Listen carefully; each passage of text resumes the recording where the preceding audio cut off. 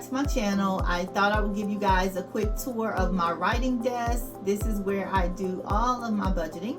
So I'm going to start with my document holder. So if I want to record, I just simply connect my iPad and voila.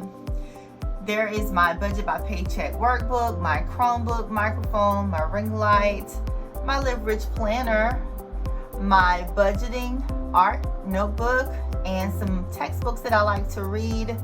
There are all of my markers, highlighters, pens, pencils, calculators, everything right here all in one place. And of course, all of my trackers on the wall. So debt trackers, savings trackers.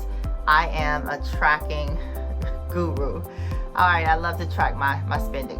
Okay, so that's it. If you are interested in purchasing anything that you see here, I will link that as much as I can in the description below.